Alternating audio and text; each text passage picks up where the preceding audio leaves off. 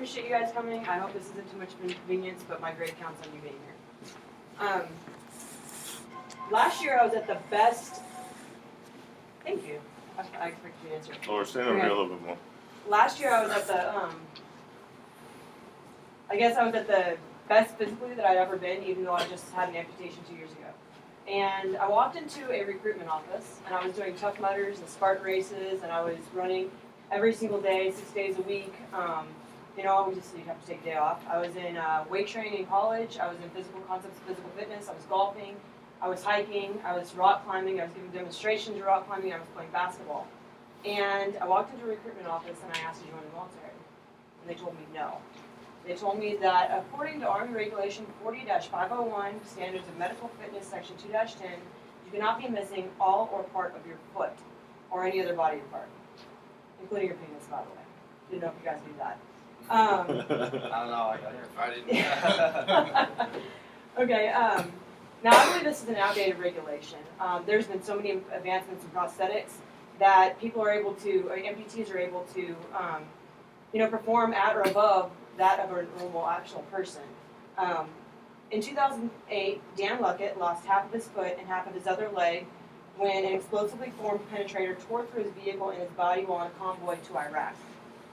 Just under a year later, he recovered and progressed so far that he could run a mile in 8 minutes.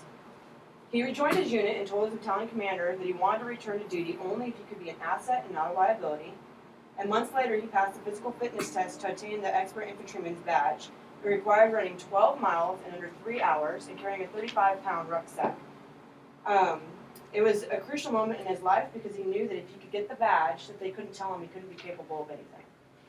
2 years after he became an amputee, he returned to the Middle East to an outpost at Azaqua in Afghanistan.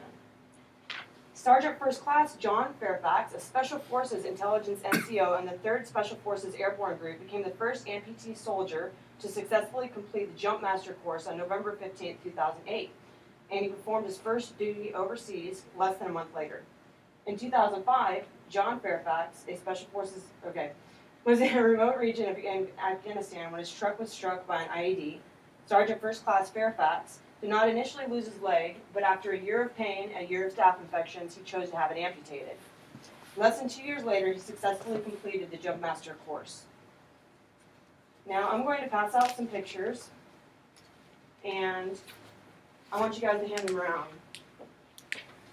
Meet Staff Sergeant Earl Granville. He's actually a friend of mine, and he was on his 3rd deployment overseas in Afghanistan when a roadside bomb changed his life forever. His leg was amputated above the knee.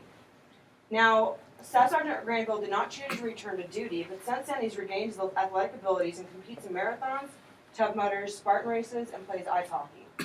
These photos should show you that obviously his disability is not a disability. He is capable as any other person, and he could take on anything the military could throw at him. In 2010, according to the Pentagon, 41 American amputee veterans have returned to duty and were serving in combat zones worldwide. In 2012, 167 amputees remained on active duty, as found on PubMed.gov, according to the Department of Regenerative Medicine in the United States Army Institute of Surgical Research, and one in 5 amputees returned to active duty. These men are just a few examples of how capable amputees are. We may have to work harder at reaching our physical goals, but isn't that a quality the military could benefit from? Resilience, ambition, drive, commitment to physical conditioning, and progressiveness. Obviously, it's understood that these veterans have sacrificed for their country, and it would be a disservice to them to kick them out of the military. But if they can do their job, if they can perform and they can pass their physical tests, why can't a civilian join who can do the same? And that's the conclusion of my first